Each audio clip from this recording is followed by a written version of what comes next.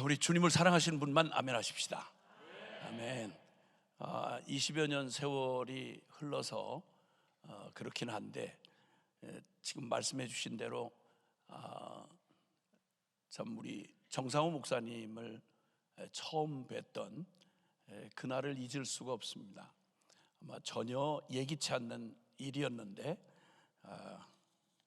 그 어떤 분을 통해서 전혀 알지도 못하는 저를, 그리고 그 잠깐 지나가면서 소개해드리고 부탁을 드린 말을, 아마 그런 일을 제가 40여 년 동안 이렇게 저렇게 참 말씀으로 섬기는 사역을 해오던 중에 그런 일은 처음이었었던 것 같은데요, 제가 누군지를 확인도 안 하고 제가 무엇을 하는 어떤 성향의 그런 사람인지도 모르신 채로 물론 믿고 신뢰하는 물론 성도의 그런 부탁이긴 했지만, 그리고 허락을 하셔서 부흥회를 허락하셨어요.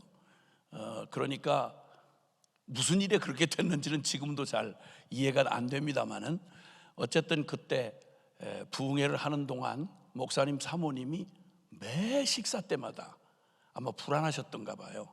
대답을 해놓긴 해놓으셨는데 교회 양무리를 치는 목양자의 입장에서 도대체 무슨 말을, 어떤 영향을 끼칠지도 모르는 사람을 강단에 세우시고 잘 안 하시는 부흥회를 하셨으니 얼마나 걱정이 되셨겠어요. 몇 끼니마다 식사 자리에 함께 하시면서 교제하시면서 시간을 가는 중에 너무 사모님도 옛날의 생각이 나셨나 봐요. 저를 보니까 제가 옛날처럼 생겼잖아요. 그러니까 좀 약간 촌스럽게 생기고 부담이 없긴 없는데 그냥 어디서 금방 어디 시골에서 이렇게 닦지 않은 무슨 저 무처럼 이렇게 그렇게 편안하게 생각되셨는데, 제가 전하는 메시지가 그때 당시만 해도 20년 전만 해도 아마 그 옛날 냄새가 날 만큼 그렇게 좀 순전하다고 보셨는지, 하여튼 너무 기쁘셔서 당신의 옛날 그 추억을, 그 전도사 때 그 고생하면서 섬기셨던 이야기, 은혜 부어주신 이야기, 기도원에서 기도하면서 체험했던 이야기, 이런 이야기들을 막 신이 나서 막 하셨어요. 그리고 제가 기억하는, 지금도 선연하게 그 정 목사님의 그 집회가 마치고 난 다음에 이렇게 얘기를 하셨어요. 김선교사야, 나 내년이면 은퇴를 해. 내 평생 목회밖에 모르고, 그리고 오직 한 소망으로 충현 선교교회를 섬기고 나 이제 내 마지막 사역을 마무리를 해야 돼. 근데 이번 부흥회를 참석하면서 내게 소원이 하나 생겼네. 우리 사랑하는 성도들을 내 목회에 마무리를 하면서 어떻게 해야 이 험한 세상에 두고 내가 마음 편하게 떠날 수 있을까? 그러는데 마음에 확신이 생겼네. 이 복음으로, 이번 전해준 그 복음으로 내 목회를 마무리하고 싶으니 한 번만 도와주시오. 한 번만 부흥회를 더 해주시오. 저는 많은 우리 선배 목사님들이나 또 주의 종들을 통해서 양육을 받았던 사람인지라 제가 본 여러 분 중에서 교회를 정말 그렇게 사랑하는 목양자를, 진짜 지금도 너무 선연해요. 그 진지한 말씀과 소원하시는 목사님 그 부탁에 어리지만 제 마음에 울컥 감동이 생겼어요. 그래, 선한 목자는 양들을 위하여 목숨을 버리거니와 그러더니 평생 일평생 목회밖에 모르시는 그 목사님의 마지막 그 부탁을 거절할 수가 없었어요. 그래서 아마 얼마 안 있어서 1년이 채 가기 전 부흥회를 했는데 또 다시 부흥회를 해야 하는 그런 경험을 가지고 참 짧은 시간 안에 복음 하나 소중히 생각한다는 이것 때문에 후배를 정말 그렇게 아껴주시고, 저희가 순회 선교단이라는 하나님 나라의 부흥과 선교 완성을 위한 연합과 섬김으로의 부르심을 받아 온 세계 선교사들을 심부름하겠다고 생긴 단체가 순회 선교단인데 아무것도 모르세요. 그런데 최초로 미주 저희 순회 선교단이 처음 참 처음 발을 내딛는 일에 처음으로 미주 순회선교단의 지도위원으로 허락을 해주셨고, 그리고 또 한때 이 예배당을 짓기 전이죠.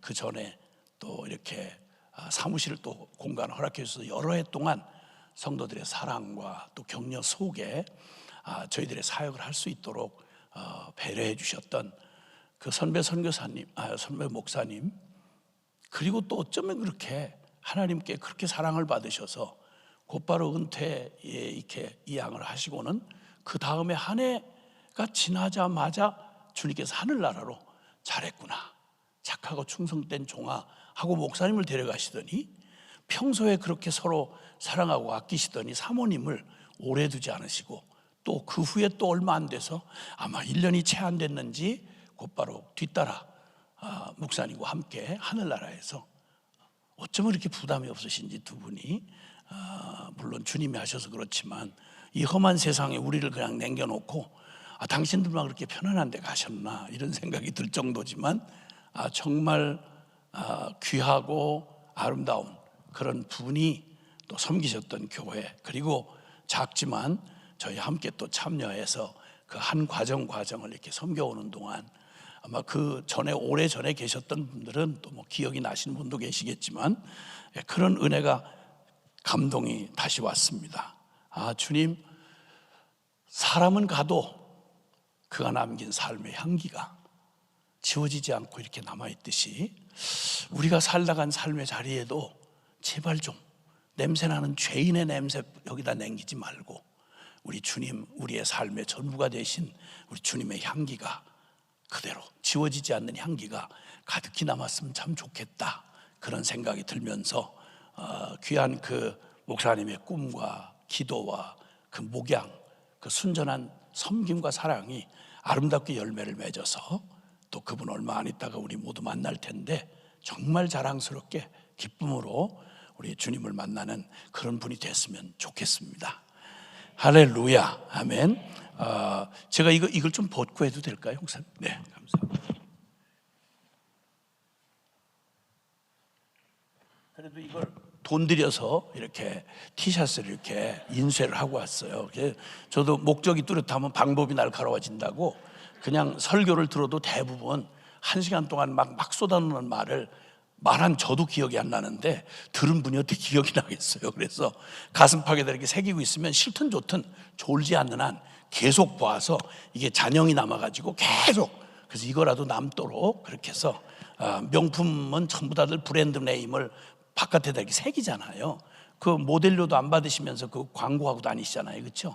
그래서 자랑할 것 중에 뭐 예수님하고 진리밖에 더 있겠어요. 그래서 여기 위대한 성도, 위대한 교회, 위대한 성도, 위대한 교회, 이 가슴팍에 새긴 이거 고객 여러분 잘 봐두시고 기억해 주시길 바랍니다.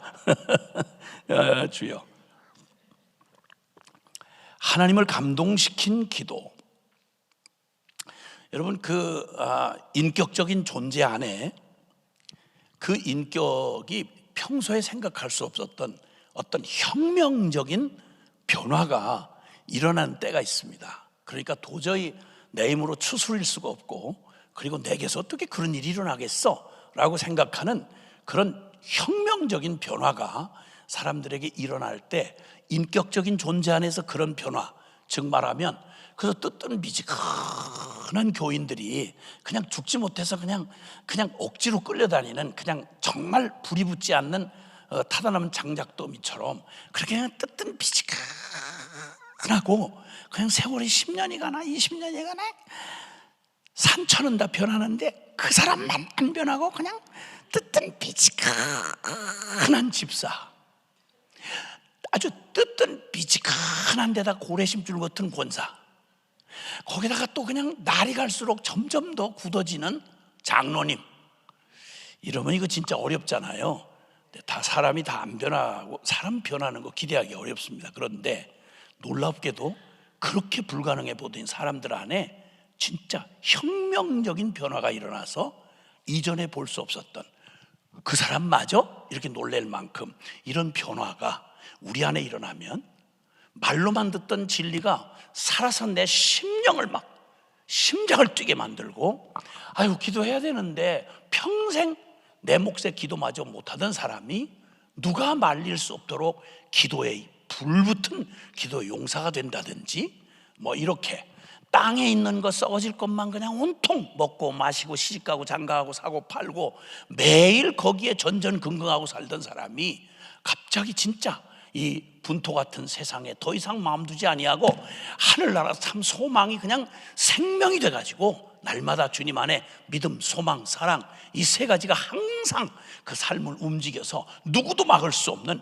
역동적인 그리스도인이 되게 하는 이런 변화가 일어나기를 모든 교회가 다 간절히 바라고, 그래서 부흥회도 하고, 그래서 가진 방법을 다 하는데 진짜 꿈쩍 맷돌 아래짝처럼 정말 사람 안 변한다. 이게 제가 다녀보는 근자에, 제가 한국교회를 한 40여 년 이렇게 섬겼는데 그냥 궁금할 데가 별로 없을 만큼 교파라고 생긴데 뭐 어지간히 뭐 열심히 낸다 하는 데는 어지간히 다녀봤는데, 진짜 제일 산은 깎으면 평지가 되고요, 바다는 갖다 흙을 메꿔 버리면 간척지 육지가 되는데, 야, 요 한 주먹도 안 되는 인간의 마음은 진짜 안 변합니다. 여러분, 정말 안 변합니다.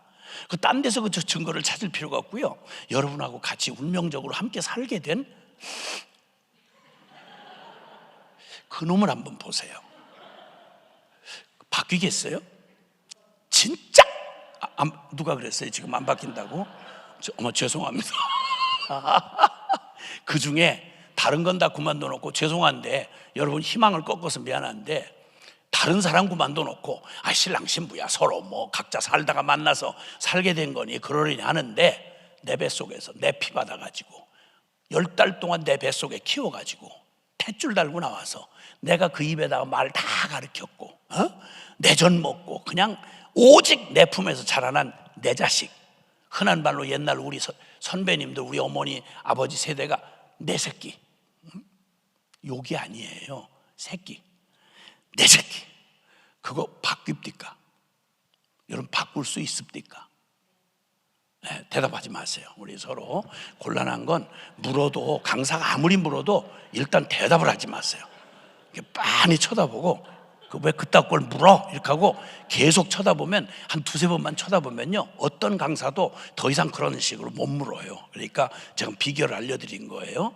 강사마다 이렇게 와가지고 사람들 괴롭히고 시달리게 하는 강사들이 얼마나 많아요. 주여, 질문한다고 다 대답하지 마세요. 그 잘못 질문에 끌려 들어가다가 여러분 다시 돌아오지 못할 요단강을 건너는 수가 있어. 변화돼가지고 이제 이전에 개기던 종교 생활은 이제 끝나고 뜨거워지면, 가슴에 은혜 받고 나면 진짜 여러분 이제 고로워지는 거예요. 안 나오던 새벽도 나와야 되고, 금식도 해야 되고, 기도도 해야 되고, 너무 어려워요. 은혜 받으면 좋은 것만 있는 건 아니에요.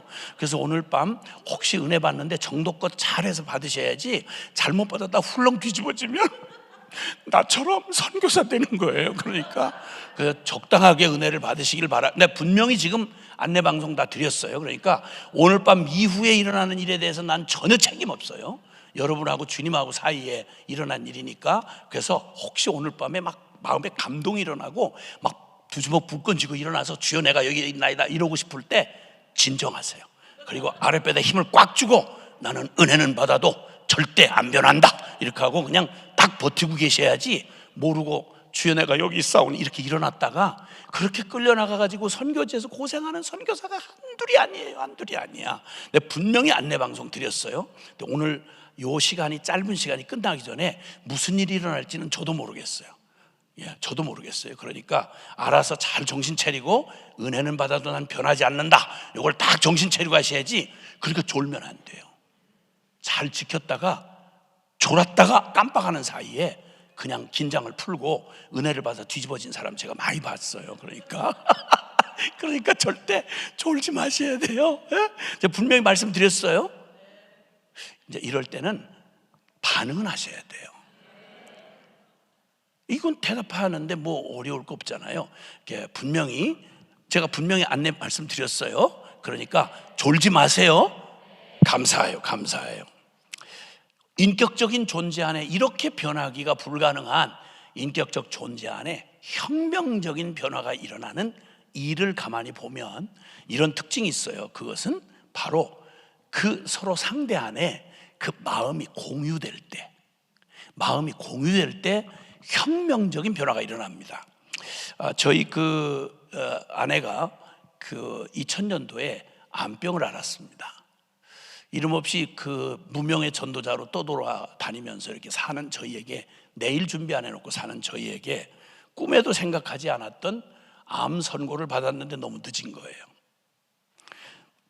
그 선고를 받고 여차저차해서 여러분들의 도움을 받아서 수술을 했는데, 그 수술이 지금도 암 수술이 쉽지 않지만 그때 당시는 지금보다 훨씬 더 20년 전이니까, 그래서 너무 힘이 들어서 그 항암 치료를 하는데 너무너무 힘들더라는 거예요. 그리고 막 너무 추하고, 그러니까 이렇게 살아서 뭐 하나 싶을 정도로 삶의 의지가 바닥이 나서 나 이제 이 삶의 이 끈을 놔야 되겠다 싶은 절망적인 그런 시간이 있었어요. 그런데 저희 아이들이 다섯입니다. 아이들이 다섯인데 그 다섯 중에 다 선교사로 바쳐서, 다 뭐 내 자식 아니니까 주님 앞에 다 바쳐서 지금 다 선교사 살고 있는데, 그 중에 조금 늦게 낳은 녀석이 이제 막내가 있는데, 이름이, 저희 집안은 당연히 예수 믿으면 다 선교사가 돼야 되니까, 여러분도 그러시죠? 아니요? 아니 그러면 뭐 할 거예요? 선교해야지, 주여. 마태복음 24장 14절에 이 천국 복음이 모든 민족에 증언되기 위하여 온 세상에 전파되리니 그제야 끝이 오리라. 예수님 오셔야 이 땅의 슬픔 끝나고, 그러는데 그건 온 세상의 복음이, 선교가 완성이 돼야 주님 오신대요. 그러니까 주님 오시려면 선교 완성돼야 되고, 선교 완성되려면 예수 안 믿는 놈이 어떻게 유엔 사무총장이라고 복음 전하겠어요?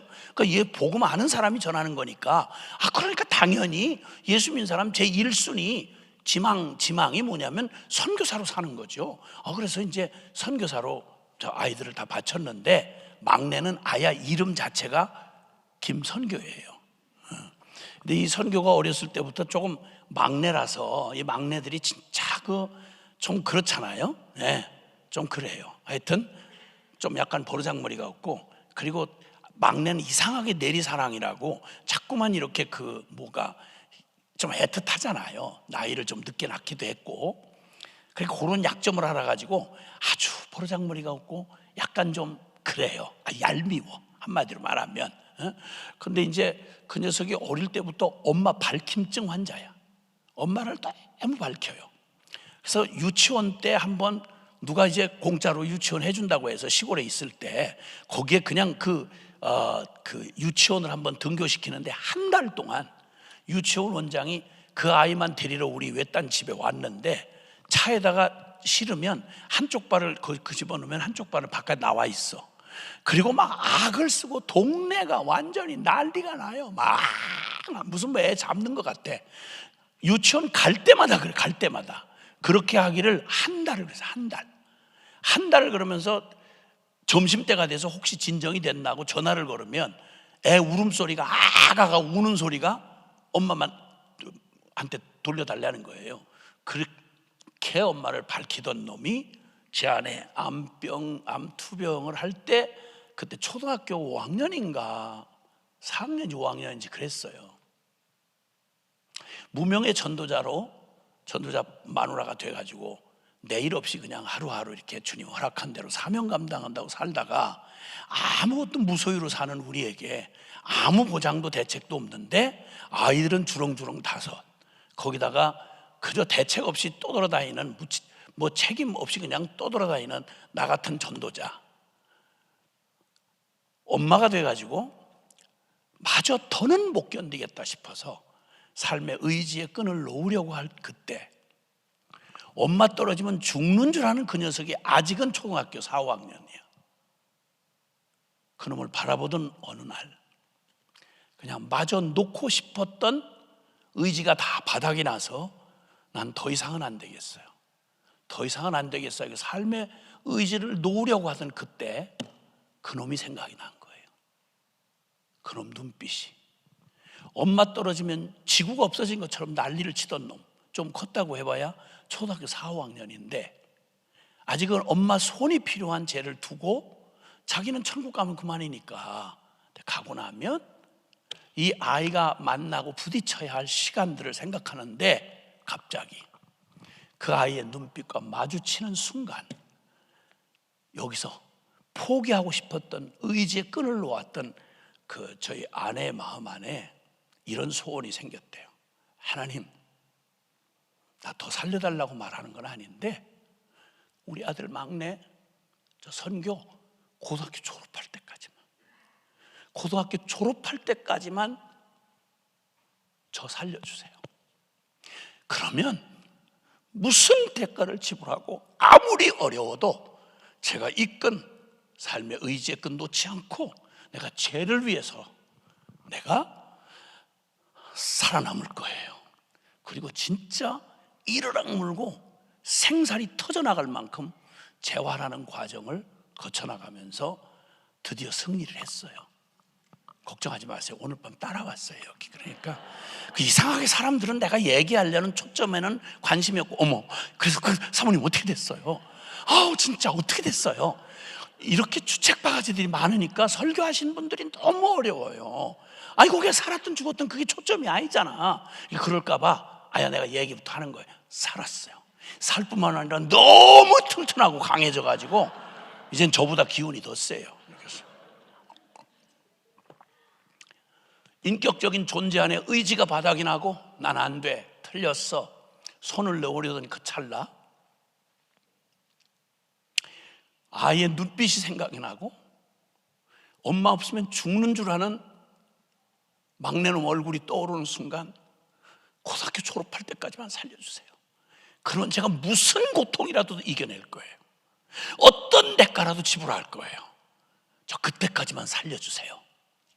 이렇게 그 마음이 부딪혀지는 순간 누구도 줄 수 없었던 용기를, 누구도 줄 수 없었던 의지가 그냥 살아난 거예요.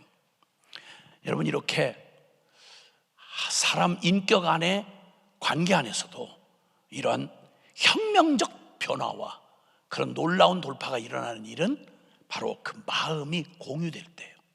엄마 없으면 하루도 살 수 없다고 하는 그놈의 마음과, 그리고 그 아이를 누구보다 전부로 사랑했던 그 엄마에게 소원이 하나로 공유되는 날, 그건 초인적인 힘을 발휘하고 하나님의 참 치유의 그런 축복을 함께 누리는 기회가 됐습니다. 오늘 성경 안에 보면 그 출애굽기 33장 15절 16절에 보면요, 이런 기사가 나와 있습니다. 아시는 대로 인류 역사상 두 번 반복이 될 수 없을 만큼 하나님이 선택했던 하나님의 백성, 주여 주여 하는 모태신앙 이스라엘 백성들, 그들을 하나님이 언약하신 대로 그 당시에 최대 애굽 제국에서 400년 노예 생활을 하던 그들을, 그 모세라는 지도자를 세워서 주님이 기적같이, 그냥 보통 기적이 아니고 국가적 차원의 기적을, 주님 출애굽의 기적을 허락하셔서 그들을 완전히 그 대제국의 손아귀 위에서 그냥 그대로 건져내셔서 홍해바다를 건너고, 그리고 참 가나안 약속의 땅을 향해 나아가도록 하는 하나님의 대기적의 역사가 이스라엘 백성들에게 실제로 일어났습니다. 그리고 그 감격스러운 장면, 이건 뭐 믿어라 말아라 할 것도 없고 천지의 하나님을 부정할래야 부정할 수가 없는 살아계신 하나님이 아브라함에게 한 언약을 기억하사 그들을, 이스라엘 선민 이스라엘을 애굽 당대 제국의 그 손아귀 위에서 그냥 양새끼 한 마리 안 놓치고 고스란히 뽑아내셔서 거기를 10가지 재앙을 통해서 건져내시고, 그리고 홍해바다를 모든 사람이 뒤로 드는 게 아니라 제 발로 걸어서 거기를 건너는 이 죽음을 통과하는 그러한 구원을, 출애굽의 구원을 경험했던 이스라엘 백성들, 그들을 그때로부터 인도하셔서 약 3개월의 시간이 흐른 다음에 시내산에 도착을 했습니다. 그리고 하나님께서 이 특별한 목적을 가진 하나님의 선택받은 민족을 세우셔서 하나님이 온 인류를 구원하기 위하여 하나님이 행하실 일을 최초로 인류 역사 최초로 최고의 법인 하나님의 율법과 십계명을 주시려고 모세를 시내산으로 불러 올리셨어요.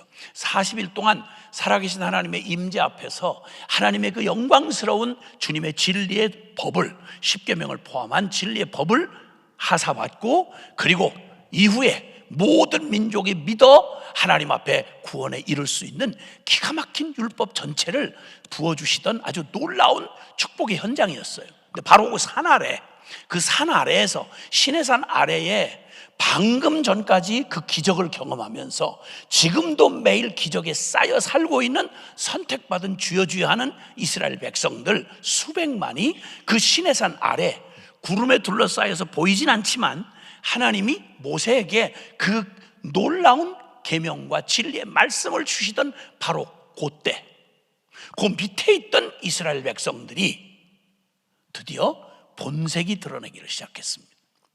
눈에 보이는 지도자가 없어지니까, 그리고 하나님은 원래 보이지도 않고, 그러다 보니까 그들이 불안감과 함께 이전에 400년 동안 애굽에서 그 죄악으로 충만했던 애굽의 그 화려하고 사치스럽고 음탕한 문화에 몸에 뱄던 그들, 거기다가 우상숭배의 종합 전시장 같은 애굽에 완전히 우상, 아주 종합 박물관과 같았던 애굽이라고 하는 문화 속에서 종으로, 노예로 살면서 힐끔힐끔 쳐다보면서 흉내내고 따라가던 그들이 몸에 밴 노예 근성과 죄성이 하나님이 보이지 않고, 그리고 지도자가 보이지 않으니까 곧바로 뭐로 작동을 하기 시작했냐면, 야, 우리를 인도한 모세가 보이지 않는다. 그러니 야, 우리를 인도할 신을, 하나님, 모세가 안 보이니까 하나님이 어디 있는지 알 수가 없어. 왜? 하나님이 지금도 그들과 함께 하시며 보호하고 계신데도 불구하고 보이지 않는다는 이유로 하나님 어디 있는지 몰라. 그러니 우리를 인도할 신을 만들자.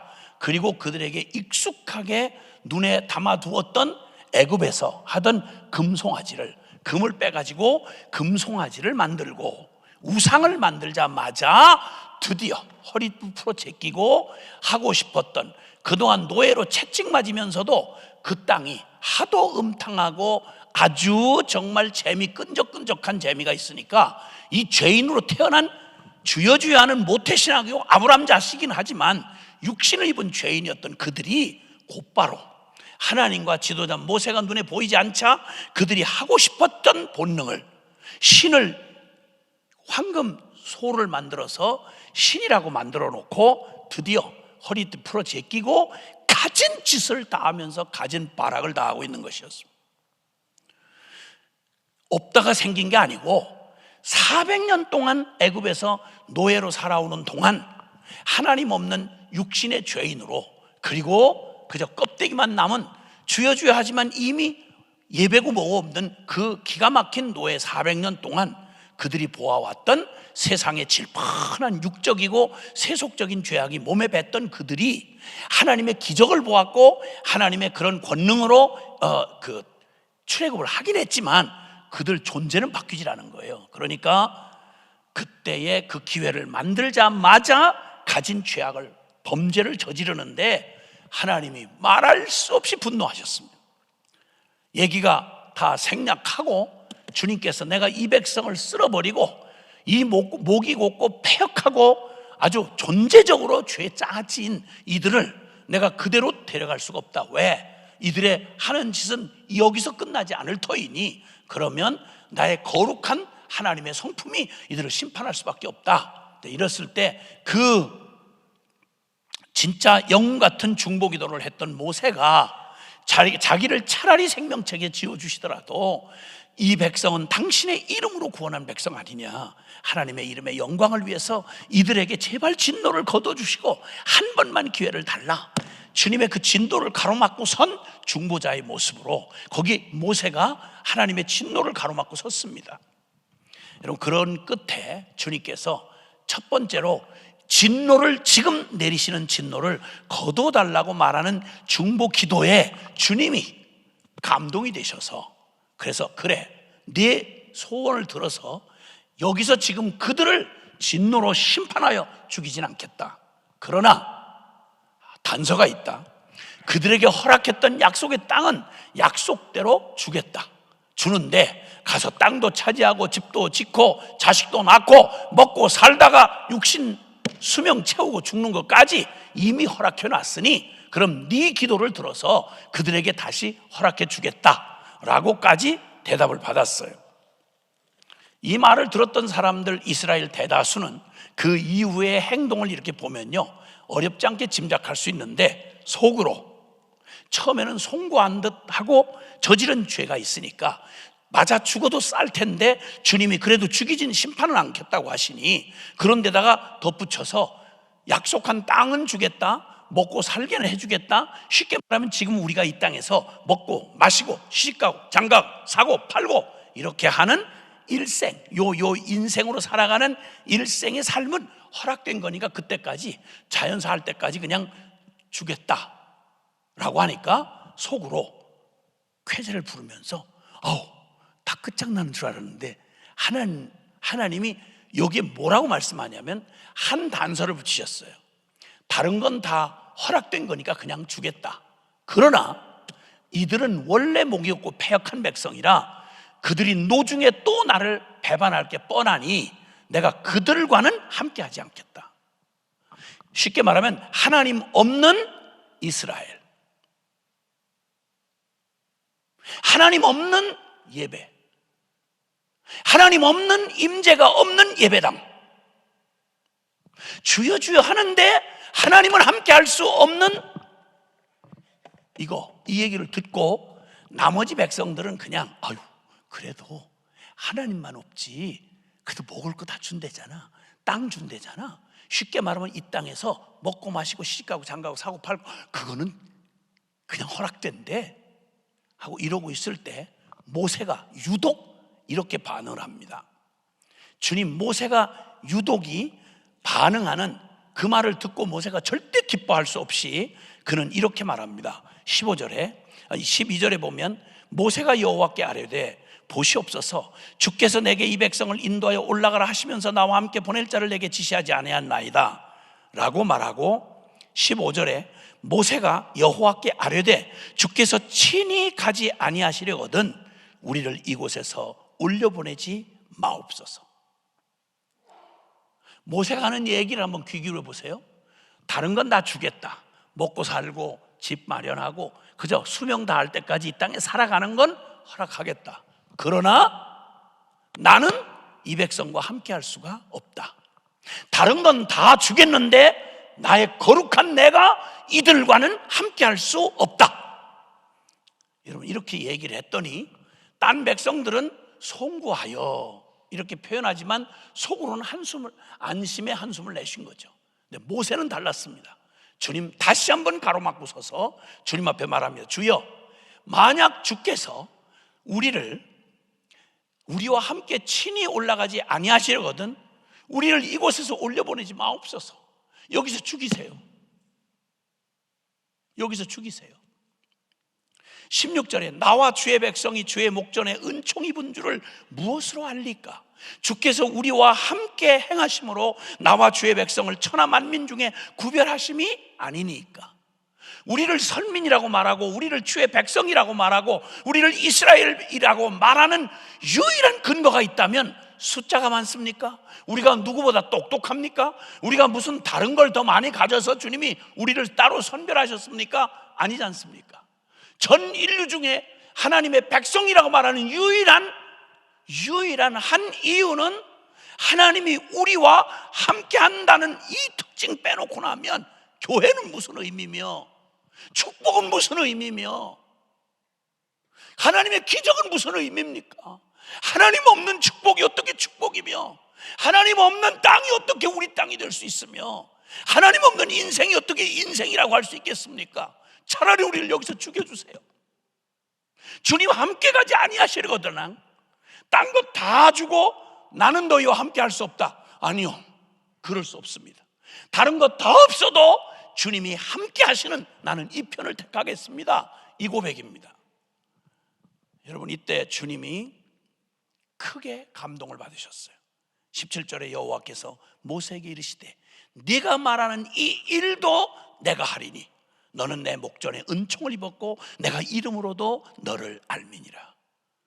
여러분, 하나님의 진노를 가로막고 서서 하나님의 쏟아지는 진노를 이 백성에게 임하지 않도록 가로막고 서서 하나님의 뜻을 돌이키사 도저히 누릴 수 없는, 이미 하나님 앞에 범죄하여서 이미 자기들의 진노를 쌓아놓은 이 백성에게, 하나님이 함께할 수 없는 이 백성에게 하나님이 함께 해달라고 강청하는 이 모세의 이 기도야말로 하나님의 마음을 그냥 감동을 시켜버렸습니다. 그리고 주님이 뜻을 돌이키사 이래도 내가 너의 말을 듣겠다라고 뜻을 돌이키시고 이스라엘 백성을 버리지 아니하시고 함께 하시는 일이었습니다.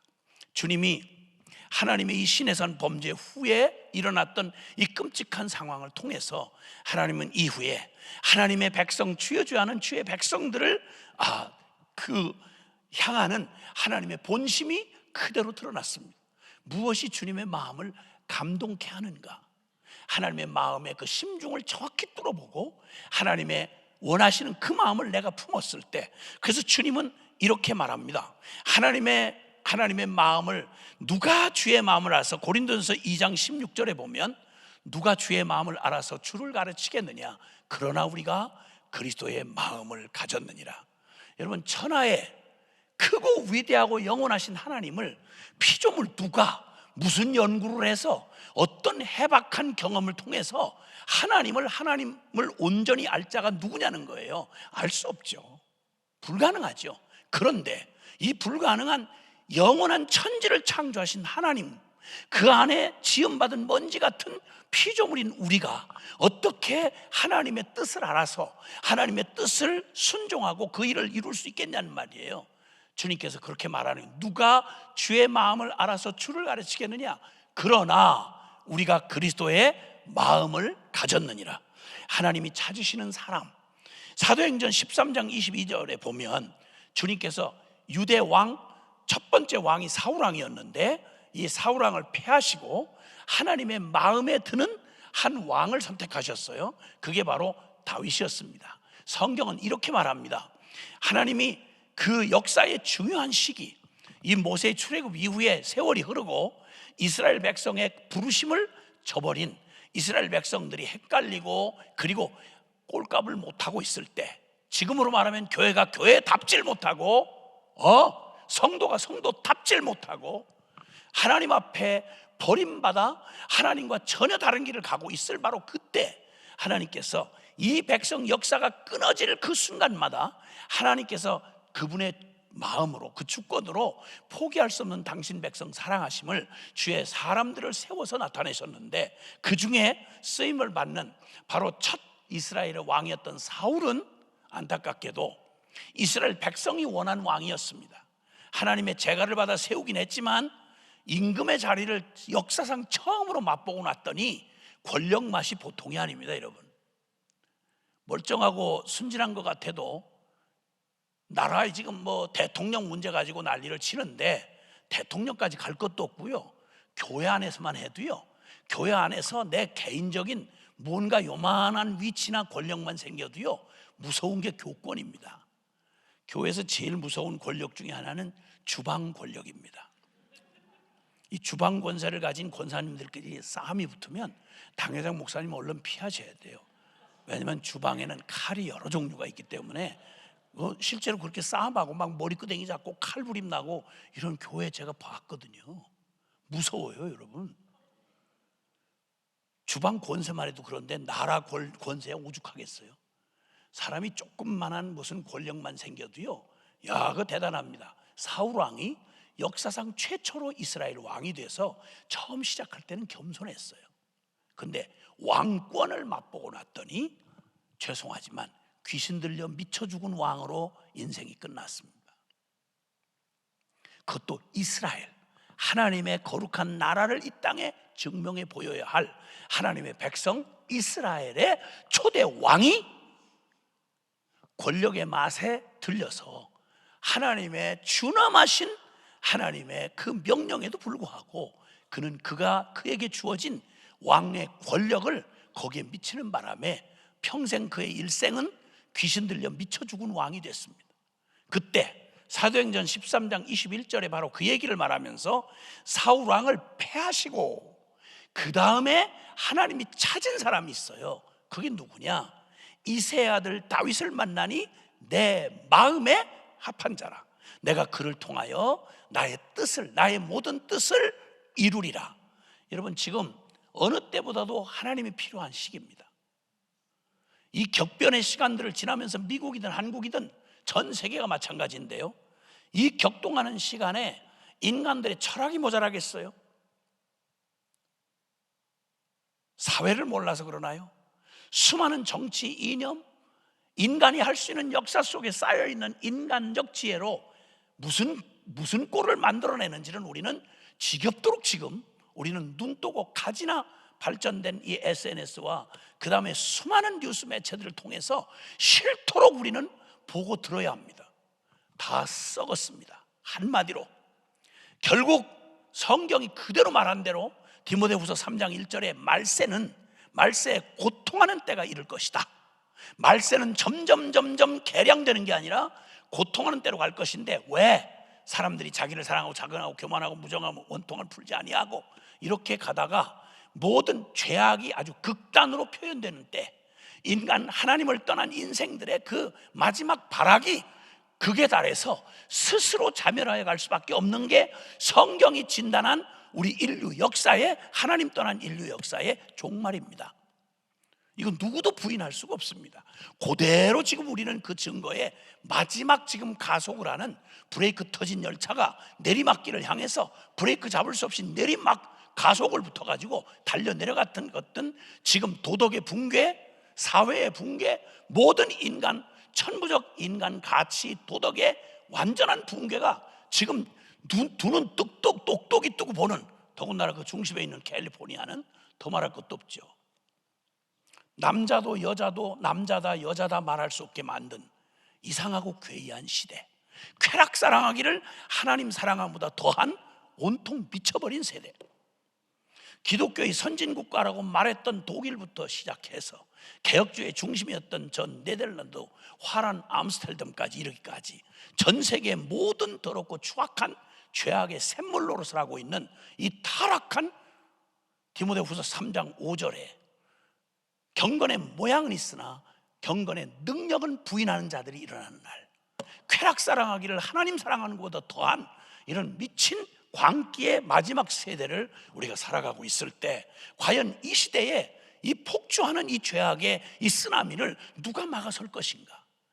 하나님은 반드시 이 역사 가운데 당신의 구원의 역사를 이루고 하나님의 교회를 통해서, 주님의 교회, 영원하고 위대한 성도와 위대한 교회를 통해서 반드시 예수교회의 영령이 왕성하리라고 약속하셨는데, 그러면 도대체 누구를 통해서, 주님은 어떤 일을 통해서 하나님이 이 위대한 하나님 수준의 일로 이 역사 속에 구원을 행하시며 이 멸망 속에서 영생을 주시는 이 하나님의 기적을 누구를 통해, 어떤 캐릭터의 사람을 통해서 이 일을 이루시겠는가? 주님은 간단하게 말씀합니다.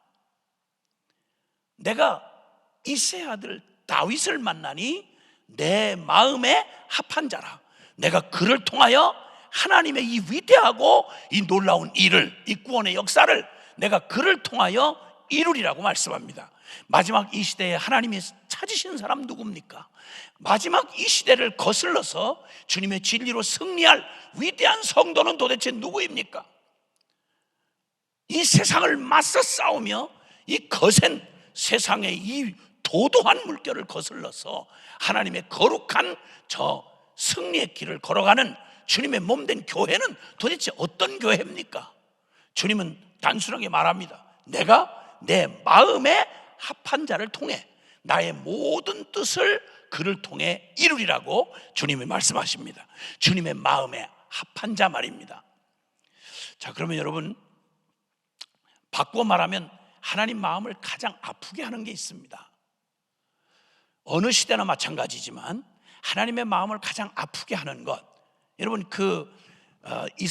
구약 시대에 예수님 오시기 700년 전 이사야 선지자가 사역하고 있을 당시, 이사야 선은 참 구약 성경에 진짜 가장 정말 66장으로 되어 있는 이사야 선은 너무도 풍부하고 참 주옥 같은 그런 주님의 그런 진리의 복음의 말씀으로 가득 차 있는 구약의 보고죠. 그런데 그 당시 겉으로는 이사야 선지자가 그 사역하고 있을 당시에 이스라엘은 말 그대로 솔로몬의 금으로 쌓아바른 성전, 세계 7대 불가사의 중에 하나라고 하는 솔로몬 성전이 우뚝 서 있었고요.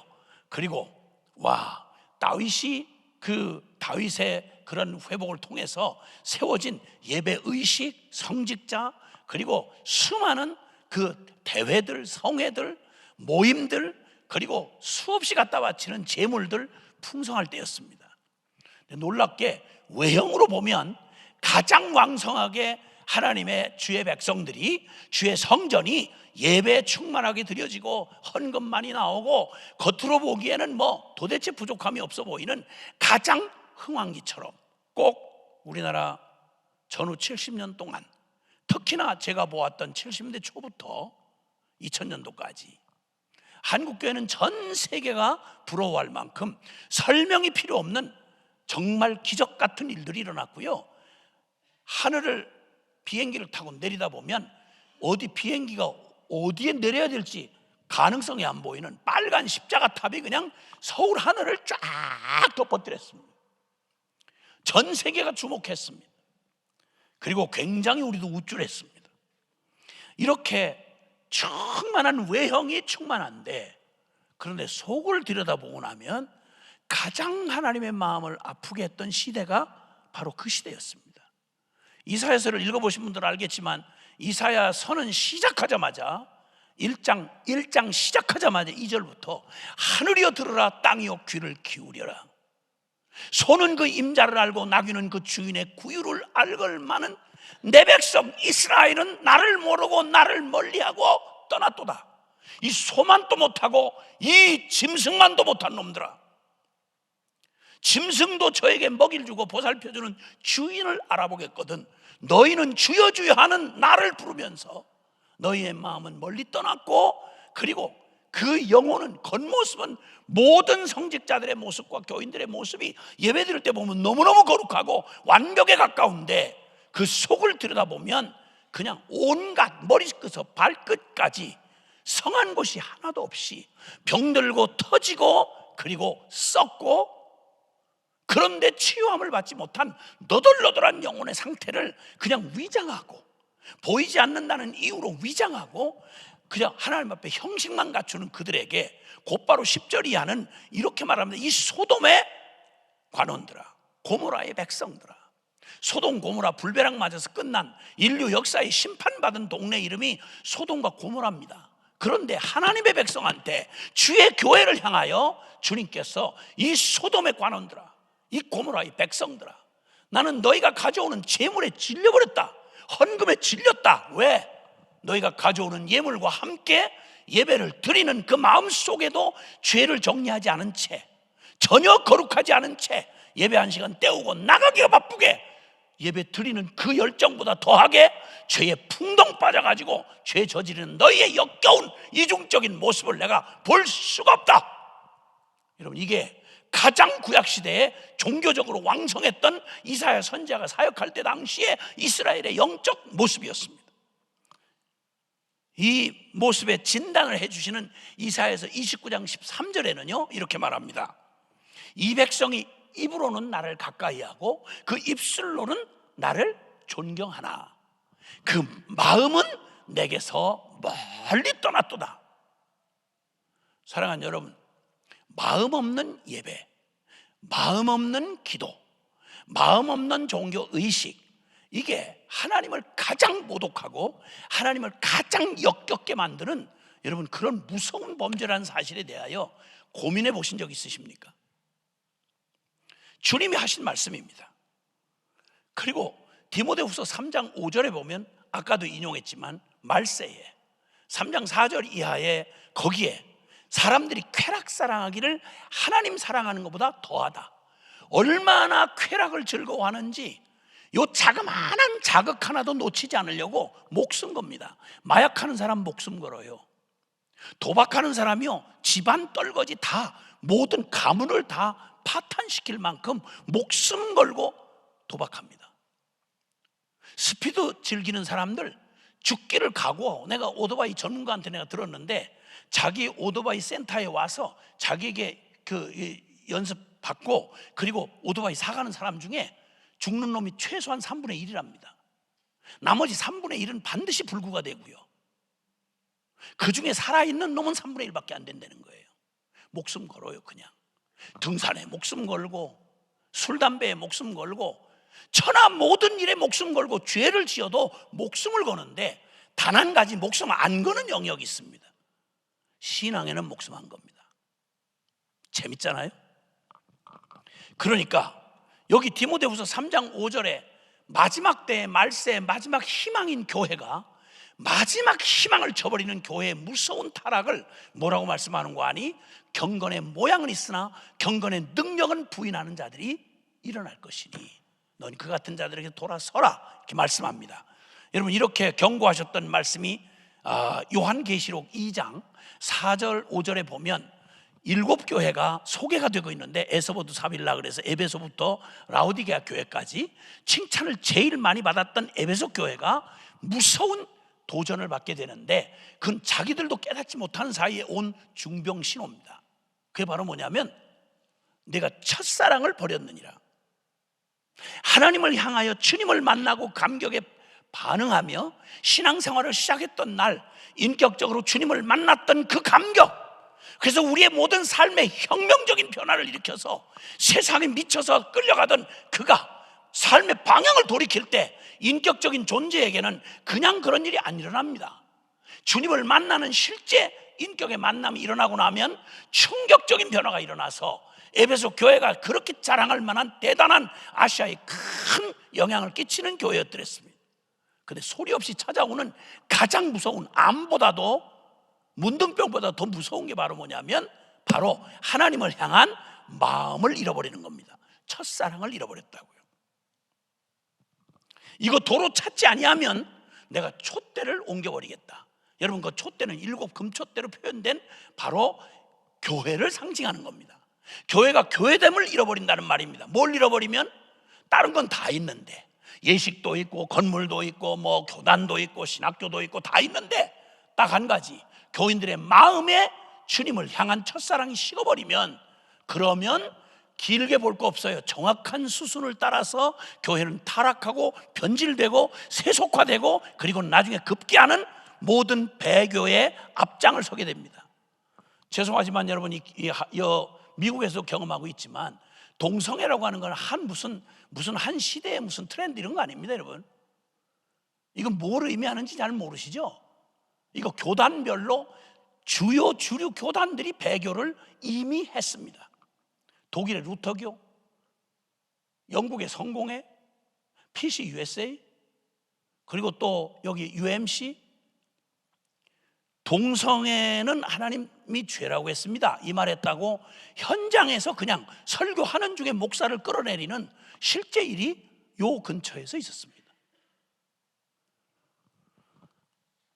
우리 한인교회 중에 그 엄청나게 그 부흥하고 하는 저 뉴욕의 한 교회는 아야, 교단으로부터 동성애를 지지할 수 없다, 그건 죄다, 이렇게 했다고 그거 포기하지 않으면 건물을 단 한 푼도 못 건지고 아마 한화로 거의 200억 가까운 그 예배당을 어마어마하게 그 교민들의 그 헌금으로 지은 예배당 교단에 그대로 뺏기고 알몸으로 쫓겨났습니다.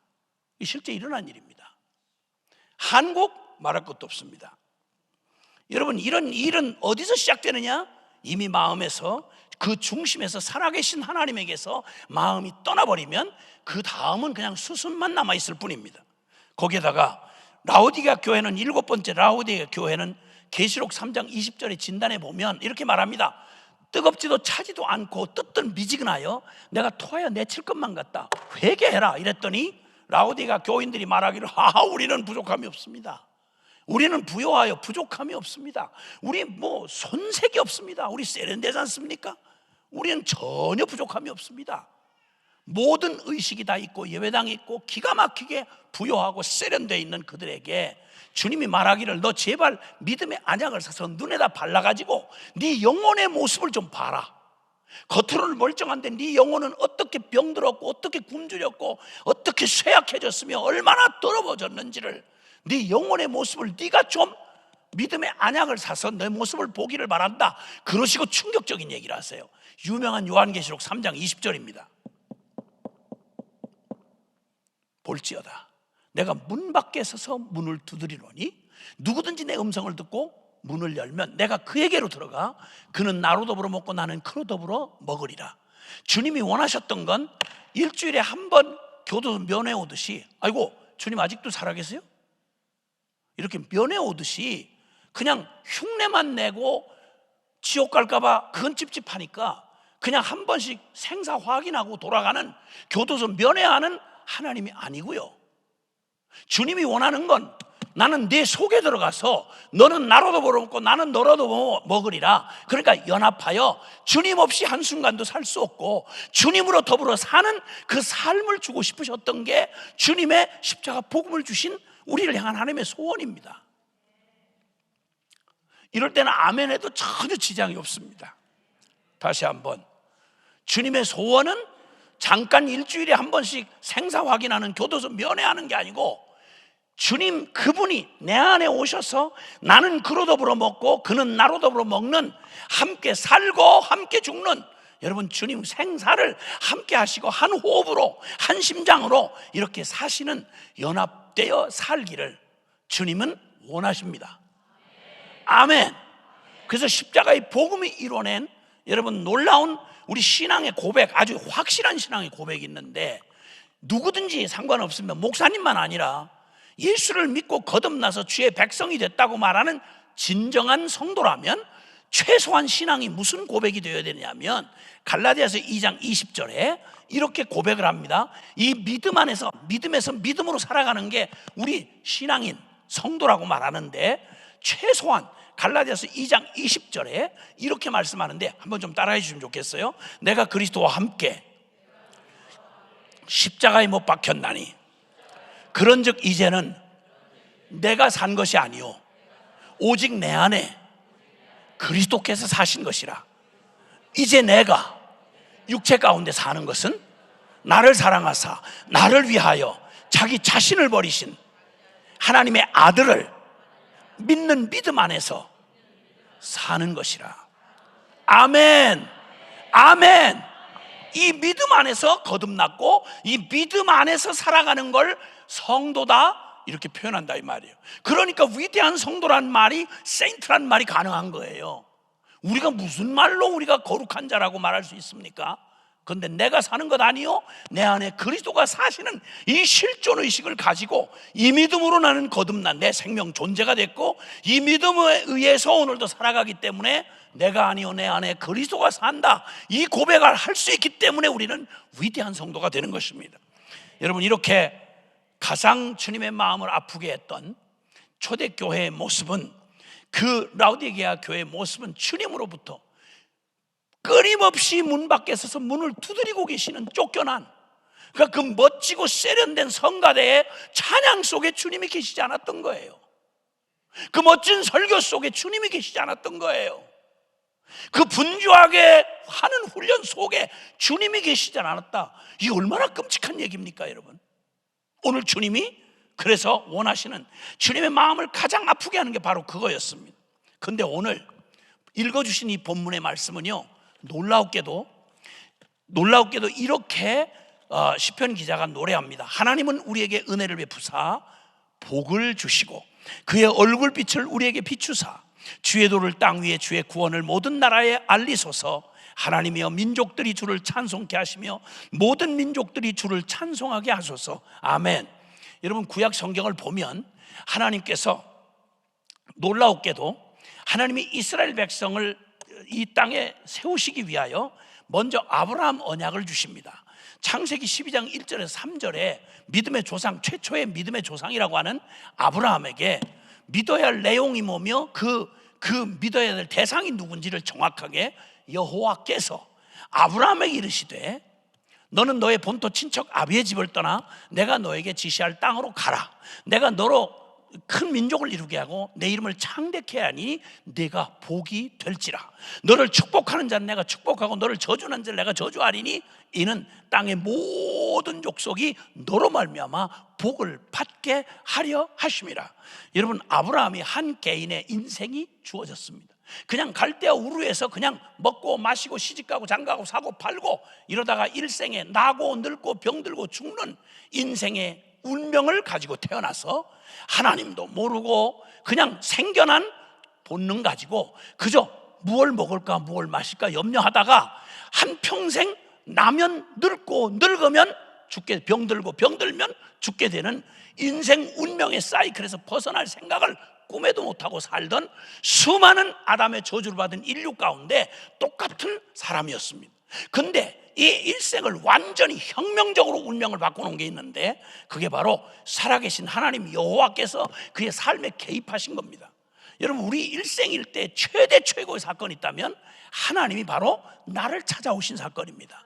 모두가 다 해봐야 성공했다 뭐했다 해봤자 다 해봐야 한 인생 그저 주어진 생로병사의 운명 사이클에 그러다가 나중에 죽는 거 정해놓고 사는 거, 인생 중에 높으면 뭐하고 낮으면 뭐합니까? 많이 가지면 뭐하고 못 가졌으면 무슨 차이가 있단 말입니까? 여러분, 다 해봐야 대등소이합니다. 이런 소망 없는 이 인생에게 하나님이 개입하셔서 뭐라고 충격적인 얘기를 하시면 넌 위대한 자야. 주님이 말씀하시는 거예요. 너의 일생은 그렇게 치여 죽을 운명에 치여 죽을 그런 험한 인생이 아니라 너의 인생은 위대한 자야 라고 말씀하시는데, 아브라함에게 오셔서 주님이 하신 말씀이 그겁니다. 내가 너 본토 친척 아비의 집 네 힘으로 살아왔던 내 인생, 결론 난 인생 끝을 내고 뿌리를 뽑아서 이제는 내가 지시하는, 즉 하나님에 의해서 살아가는, 네 힘으로 사는 인생 끝내고 내 힘으로 사는 인생, 저 삶으로 내가 너를 불러낸다 라고 말씀하시는 거예요. 그러니까 이제는 더 이상 아브라함이 아니라 하나님이 그의 삶을 불러내신 하나님의 위대한 꿈을 가진 하나님의 사람이다 이 말입니다. 그리고 주님이 말씀합니다. 너는 네 존재로만 하나님과 함께하는 존재만 거룩하게 되는 게 아니라 사명을 주시는데, 내가 너로 말미암아 모든 열방이, 네 한몫 인생도 살기 어려웠던 너를, 네가 나에게 순종만 한다면, 믿기만 한다면 내가 너를 통하여 온 인류를 살리는 복의 통로를 삼겠노라, 복의 근원이 되게 하겠노라. 이런 위대한 부름을 주신 겁니다. 워낙 너무도 상상할 수 없는 거창한 부름이었기에 아까 보신 것처럼 모세와 함께 출애굽을 했던 이스라엘 백성 대부분이 다 실패했습니다. 광야 40년 동안 거기서 그 하나님의 자비를 얻어냈던 그들은, 홍해바다를 건넜던 그들, 남자만 60만 3,550명이 20세 이상의 남자입니다. 그런데 그 중에 여호수아 갈렙만 빼고 나머지 모두가 다 발악을 하다 죽었습니다. 약속의 땅을 들어갔던 사람은 여호수아 갈렙 두 사람뿐이고, 그 광야에서 태어난 그 기적을 알지 못하는 그 후에 그들의 후손들만 데리고 오직 믿음으로 들어갔습니다. 들어갔던 그 이후의 세대는 사사시대를 지납니다.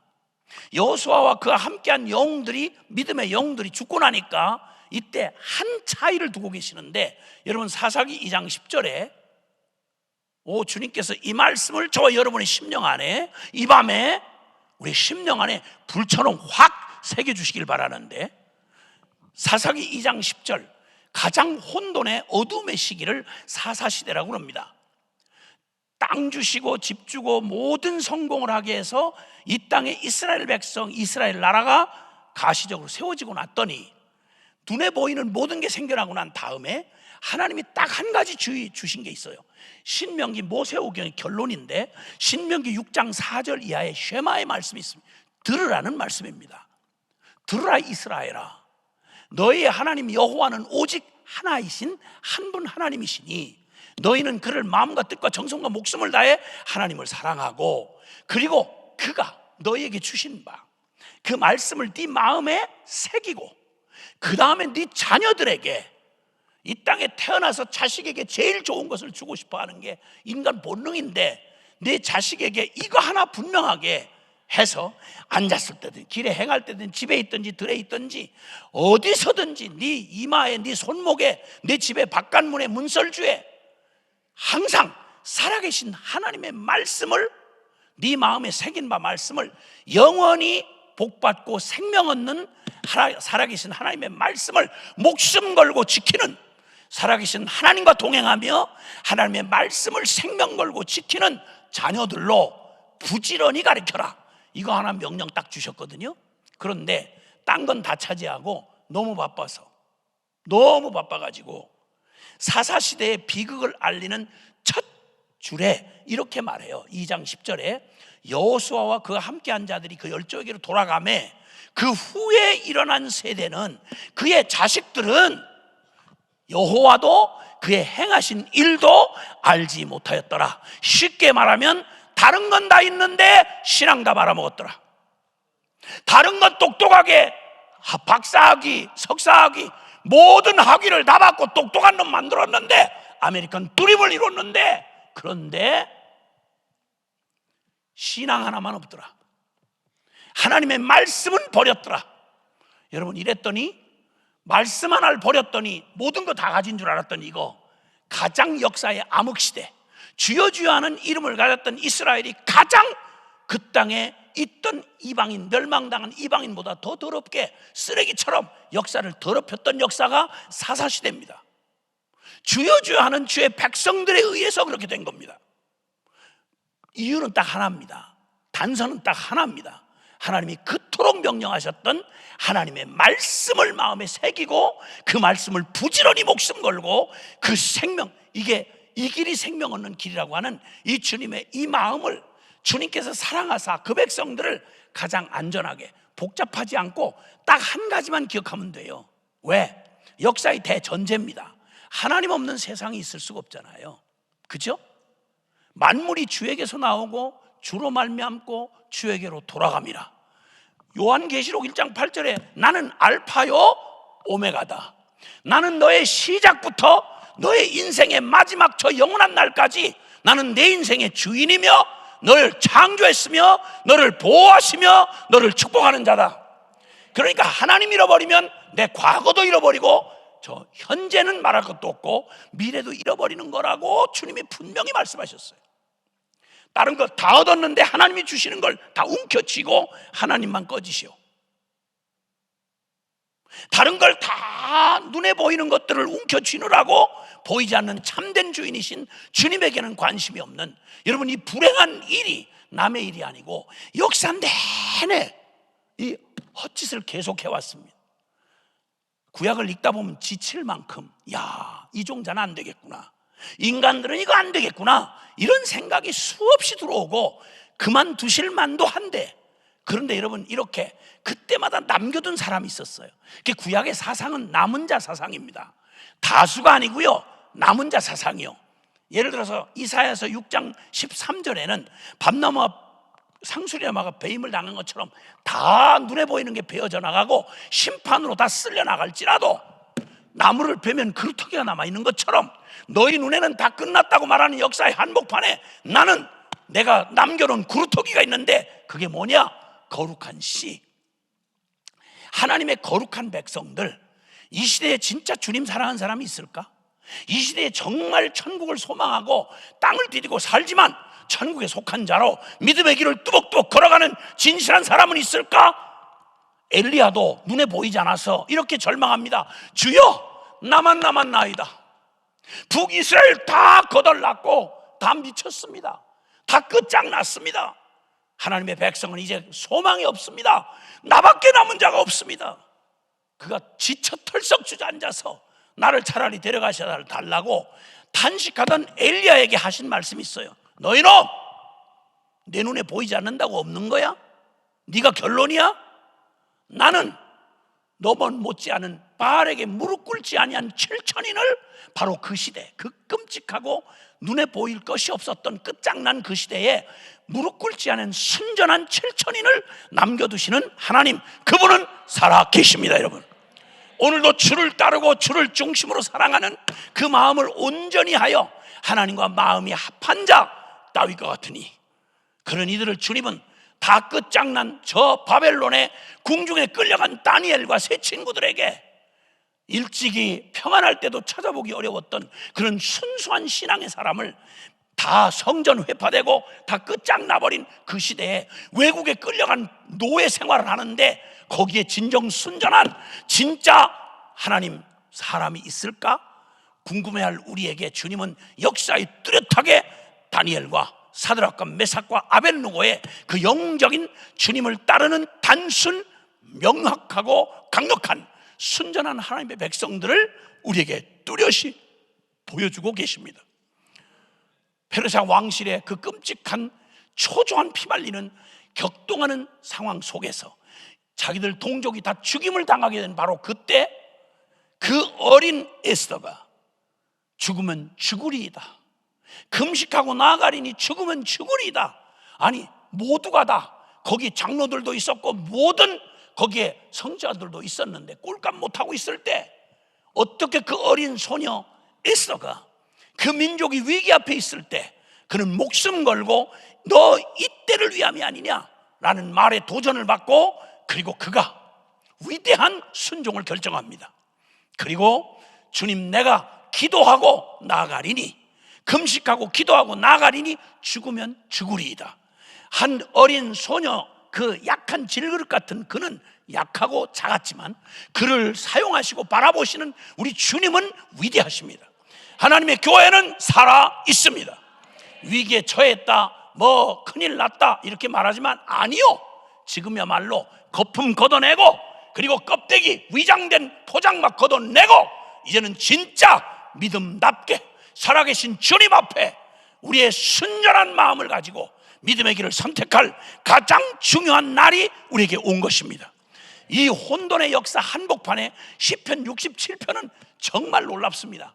아브라함의 언약을 그대로 하나님의 마음을 쏙 빼다 엑기스를 그대로 깨달아 한 겁니다. 여기는 똑같이 우리에게 은혜를 베풀어 주세요, 그리고 복을 주세요, 그리고 얼굴빛을 우리에게 비춰주세요, 복 달라, 은혜의 빛을 비춰달라, 은혜를 베푸셔서 복을 달라 하는 기도를 하는 것 가지고는 무슨 차이가 있는지 모릅니다. 그러나 역사 전체로 보면 실패한 이스라엘의 실패와 달리 모두가 다급합니다. 기도를 안 하는 사람은 말할 것도 없지만 기도를 좀 한다고 해도 저는 2003년 4월 1일부터 자정 땡 할 때부터 시작해서 하나님이 복음 앞에 서게 하신 다음에 세상은 우리 막 요란한 우리 인간들의 어떤 조직력, 무슨 사업, 프로젝트 이런 거 가지고 되는 게 아니구나. 저희도 최선을 다해서 주님을 위해 선교 완성을 위해 쫓아다니다가 주저앉은 다음 그 다음에 주님 앞에 저희를 완전히 부도나고 실패한 우리를 복음 앞에 십자가의 복음 앞에 세우셨습니다. 그러니까 나 죽고 이제 예수 산 이 신비한 비밀이 우리에게 실제가 되는 체험을 하게 난 다음 우리 모든 소원이 딱 한 가지로 고정이 됐습니다. 이제 사람 설쳐서 뭘 일을 이뤄내는 이런 건 관심도 없고 그건 우리에게 아무 상관이 없다. 오직 보고 싶은 건 사람 누가 똑똑하고 대단한 조직력과 굉장한 사업력을 가지고 행한 인간의 이거 결과 말고 하나님이 진짜 하셨다고 하는, 누가 봐도 하나님이 했다고 할 수밖에 없는 바로 그 하나님, 살아계신 보이지 않지만 영이신 살아계신 하나님의 하시는 일을 나타내는 것, 이게 바로 교회요, 이게 선교구나. 이 믿음의 확신이 서서 그 복음 앞에 선 다음에 주님 앞에 주님 우리를 인도해 주세요. 뭐 할까요? 이제는 저희가 주님을 위해 뭘 한다고 하는 서글픈 짓 안 하겠습니다. 오직 주님이 우리를 쓰시도록 내가 주님 앞에 우리를 드리겠습니다.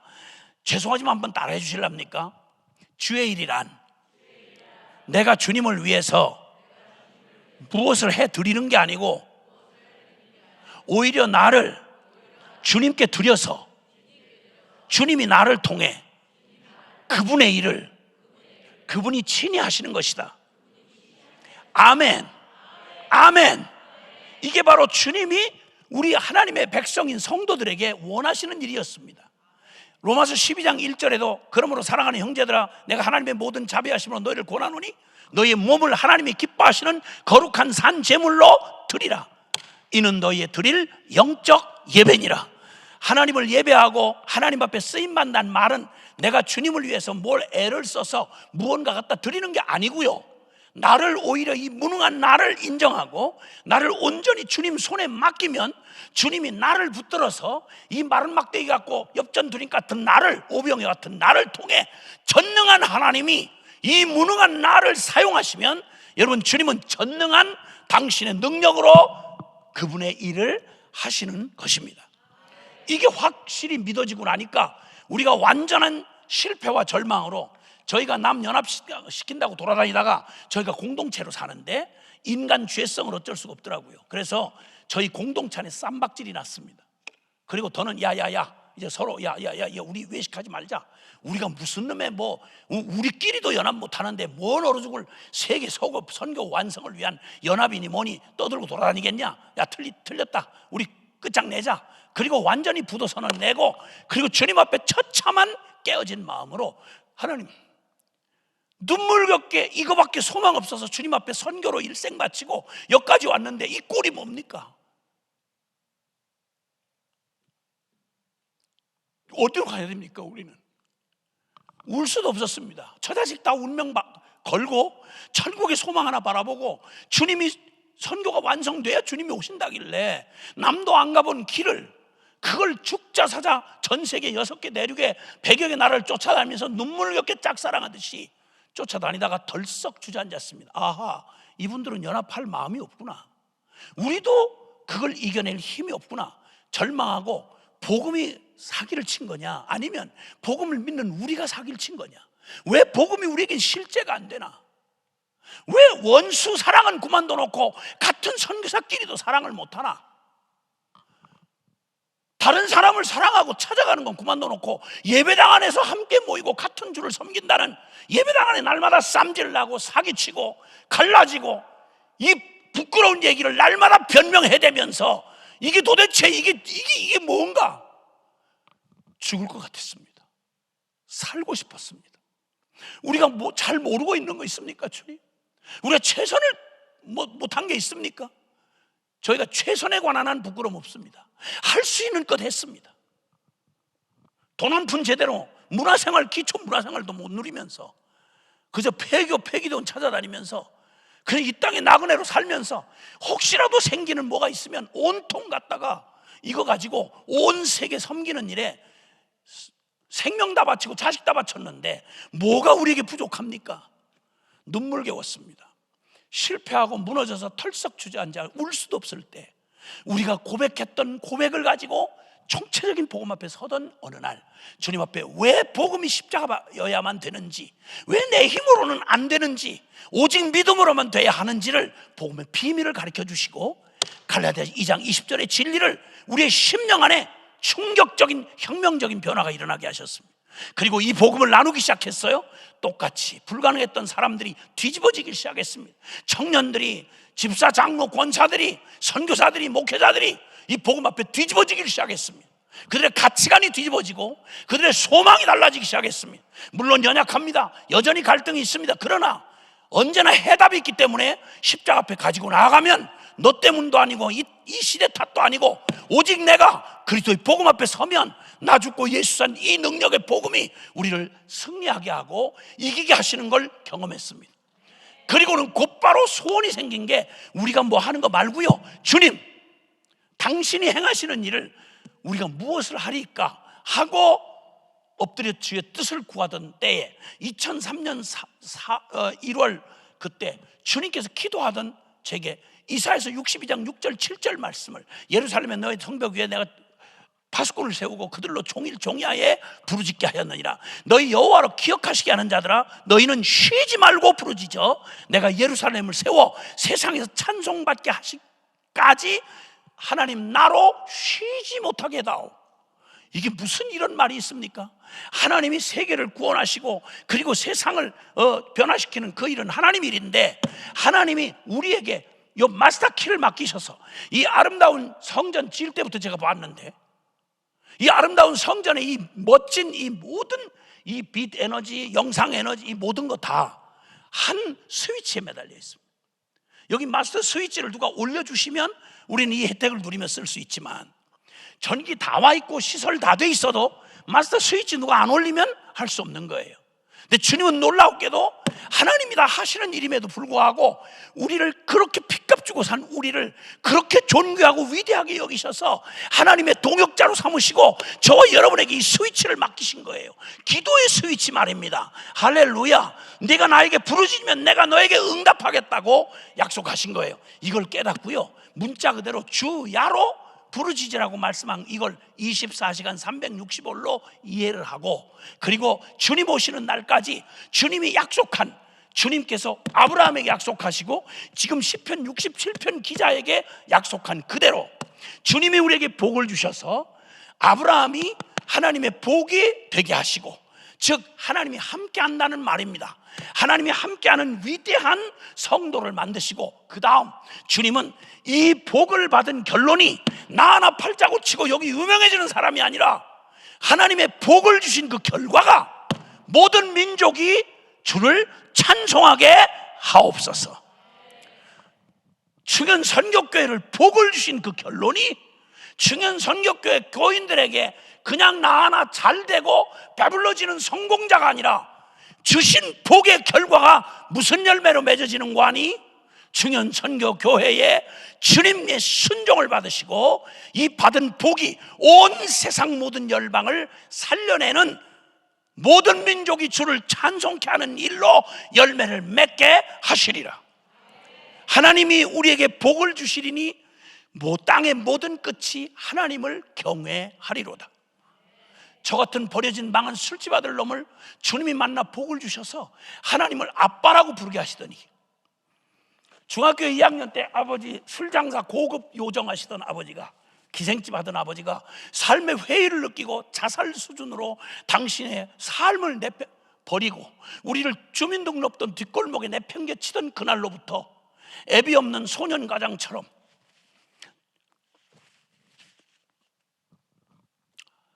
주민등록이 필요 없이 살아가는 그 지저분한 인간 쓰레기들 모였는 뒷골목에서 죽어치지도 않는 기가 막힌 운명을 안고 그 비참한 시간을 지나던 제게, 모두가 날 버렸다고 확신하고 자살을 시도해도 성공 못하던 내게 요한복음 3장 16절로 찾아오시던 그 주님이 나를 만나 주시던 날, 저는 복을 다른 말로 설명할 이유가 없어졌습니다. 나를 이처럼 사랑하사 독생자를 주신 하나님이 꿈꾸시던 건 임마누엘이었습니다. 내가 너희와 함께 하리라. 나는 고아가 아니었습니다. 망한 술집 아들, 재수 없는 술집 아들이 아니라 저는 영원히 하나님이 포기할 수 없어서 아들 예수의 피값 주고 산 주님의 영원한 임마누엘을 누리는 복 자체였습니다. 이 복을 받고 나서 누가 선교학을 가르쳐 준 거 아니고 누가 그렇게 해야 된다고 말한 거 아닌데, 내가 내 일생에 예수 만난 이 복이 나를 이렇게 만들었으면 천하의 그 불쌍한 영혼들, 인류의 이 80억의 인간들이 나처럼 영혼의 고아가 돼서 의지하지 못할 그 허망한 것 주물럭거리다가 시기, 경쟁, 질투, 싸움하다가 마지막에 죄의 심판받고 지옥에 떨어지는 이 영혼들에게 할 수 있는, 이건 누가 하라 말아라 할 게 없었어요. 바로 그 영혼들의 모습이 나였으니까. 어떻게 지구 반대편에 있는 복음을 누가 전해줬길래 내가 이 복음을 듣고 어떻게 내가 이 예수를 만났나. 너무 감사해서 태어나들 아들, 첫째 아들 생명 줬다길래 내가 주님 앞에 생명 이하를 바칠 수는 없다 해서 요한계시록 2장 10절에 죽도록 충성하라. 그리하면 생명의 면류관을 내게 주리라. 가슴에 와 닿아서 예수님 나 위해 목숨을 내줘야 내가 살 수 있다는데 내가 주님 앞에 바칠 거 이 생명밖에 더 있겠나. 큰아들놈 이름을 김충성이라고 지었습니다. 순종밖에 모르는 아들은 저보다 훨씬 훌륭한 선교사가 돼서 평생을 젊은 나를 아무도 알아주지 않는 지금 극렬한 이슬람 지역에 선교사 선자도 못 써보고 공식 설교 한번 해볼 수 없는 곳에서 그 젊은 날 대부분을 다 거기서 녹여바치고 있는 아들이 자랑스럽게 며느리와 함께 손주들과 함께 거기서 지금도 계속 전쟁이 일어나고 있는 그 위험한 텃밭에서 거기서 순종하고 있는 아들놈을 주셨습니다. 딸 셋, 하나님의 조건 없는 사랑에 얼마나 가슴이 벅차든지 김인혜라 그랬습니다. 찬송을 위하여 지었다고 하시길래 목청 다해서 찬송을 해도 모자랄 것 같아서 딸 이름을 김찬송이라 그랬습니다. 천하에 보고 나니 어떤 것도 우연이 된 게 없고 전부 하나님의 응답이었다는 걸 깨닫던 날 태어난 딸은 해필 태어나는 순간이 그렇게 되는 바람에 이름이 김응답입니다. 그리고 막내는 선교 완성이 이루어져야 사랑하는 주님 오신다는 그 가슴 벅찬 재림의 소망을 가졌던 때에 막내를 주시길래 더 주저할 것 없이 김선교라 했습니다. 누가 말할 것도 없고 제게 주신 복, 하나님 앞에 받은 이 복을 어떻게 할 수가 없어요. 누가 시킨 거 아닙니다. 선교학을 내가 배운 거 아닙니다. 시골교회 작은 그 조그만한 시골교회에서 주님을 만난 감격이 너무 커서 매일 눈물로 예배를 드렸습니다. 왜 이런 사랑을 나한테 주셨나? 주님 없이 망해가는 성공했다고 하는 우리 아버지와 그 비슷한 영혼들이, 이 땅에 성공했다는 영혼들이 어떻게 비참하게 인생의 공허함을 가지고 하나님 없이 죽어가는지를 내 두 눈 똑똑이 뜨고 벽제 화장터에 그 뼈대기 몇 개 남은 아버지의 비참한 최후를 중학교 2학년 중퇴한 교복 입고 아버지의 유골함을 내 가슴에 안겨주면서 이게 네 아버지야. 이때로부터 왜 살지? 난 누구지? 어디로 가지? 이 비참한 인생의 질문 한번 못 해보고 우리 아버지처럼 그렇게 소리 없이 죄에 쓰러져가는 수많은 영혼들을 향해서 내가 받은 이 복을 가만히 갖고 있을 수가 없었습니다. 저 평신도였습니다. 그리고 자식들 다 선교사로 보냈고요, 끝내는 저를 이름 없는 전도자로 사용하셔서 이 복음 전하고 외치게 하셨습니다. 시편 67편은 전체적으로 역사적으로 이스라엘 전체가 실패했습니다. 아브라함의 언약을 이렇게 이해한 사람이 눈을 씻고 보기가 힘듭니다. 그런데 놀랍게도 그 암울하던 시대 속에 어떻게 하나님의 아브라함에게 언약하시던 하나님의 마음을 어떻게 이렇게 알아가지고 기도를 하는데 어떻게 이렇게 합니까? 주님이 우리에게 복을 주실 건데 그 복 줘서 내가 한풀이하고 내 성공했다고 아메리칸 드림 이뤘다고 자랑하고 다니는 게 아니라 그 복을 주시면 결과가 당연히 온 땅의 모든 민족이, 잃어버린 영혼들이, 내 이웃이, 내 일가 친척이 주님을 경외하게 되는 영광스러운 그날이 오게 될 것이라 이 말입니다. 할렐루야.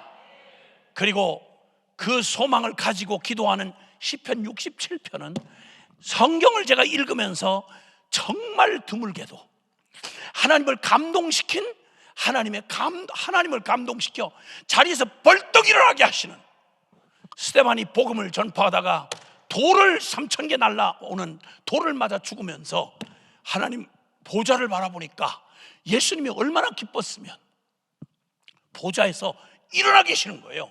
받아주시려고. 스데반이 죽으면서 돌을 맞으면서 외친 말이 있어. 보라! 하나님의 아들이 하나님의 우편에 앉아있는 것을 보는도다. 그 영광을 보여주시고 하나님이 흥분하셔서 순종하여 복음의 목숨 건 사랑하는 스데반을 받으시는 주님이 보좌에서 벌떡 일어나 보시는 그 모습은 지금도 제 뇌리에 생생합니다. 주님을 보좌에서 벌떡 일어나게 하시는 하나님을 감동시킬 사람들 그 누구인가? 저는 충현선교교회는 이름부터 선교라는 이름을 붙인 교회로 잘 알고 있습니다. 목사님께서 그 말씀을, 비전을 말씀해 주시며 선교재단을 따로 만들어 어떻게 주님의 나라가 이루어지는 걸 보기를 원하시는지, 정 목사님의 그 마지막 복음으로 자기의 일평생 바친 목양했던 양무리들을 이 복음으로, 꼭 이 복음에 부탁하고 가고 싶었던 목양의 심정, 그리고 그 목양의 결론이 선교로 열매 맺는 그 꿈이, 그 기도가, 그 섬김이 오늘 여기까지 이르게 하셨고, 여러분은 오늘 그 역사의 주인공이 돼서 여기 지금 이 밤에 주님 앞에 나와 계시고, 우리 이제 얼마 안 있으면 곧바로 이 나그네 길 끝내고 믿음의 순전한 길을 지키겠다고 그 핍박받던 유럽에서 필그림 파더들이 순례자의 길을 목숨 걸고 와서 한 해를 넘기기 전에 절반이 죽어나가는 그 기가 막힌 속에도 후회하지 아니하고 믿음의 걸음을 걸어줬던 게 인류 어쩌면 최초일 거대한 세상에 온 세계를 영향을 끼치는 오늘의 아메리카 합중국을 만들어냈듯이 하나님께서 주님의 우리의 작은 믿음의 걸음을 통해서 하나님이 우리에게 이 기도를 아브라함의 마음을 그대로 읽고 아브라함의 언약의 핵심을 그대로 받아서 아브라함 너 복의 근원이 될 거야. 그리고 너를 통해 모든 세계가 영광을 구원을 얻게 될 거야. 그 마음을 그대로 읽고 그 불합리했던 불신앙의 시대 한복판에서 그 초점 놓치지 아니하고 하나님은 우리에게 은혜를 베푸사 복을 주시고 그의 얼굴빛을 우리에게 비추셔서 우리 아들 멋진 아이비리그 들어가고 그리고 대단한 성공한 세계적인 유명인사 되게 해달라 이렇게 기도하지 않았고 노벨상을 유대인들이 몇 퍼센트나 탔다 이런 말에 넋을 팔고 주여 우리에게 주신 그 복이 주의 도를 땅 위에 주의 구원을 모든 나라에 알리소서. 여러분 하나님의 마음을 벌떡 일어나게 하는 하나님을 감동케 하는 저와 여러분이 되시기를 바랍니다. 그 기도에 순종하며 2003년 4월 1일 자정부터 24시간을 꼬박 기도로 릴레이를 1시간씩 기도하는 사람 헌신자를 받아서 약 15,000명의 기도자들과 함께 여러분이 살고 있는 미국을 위해서만 1년에도 그 기도 제목의 날짜들이 여러 날입니다. 그 기도를 끊임없이 20년 동안 해왔습니다. 여러분 그 기도 속에 있는 주인공들이십니다.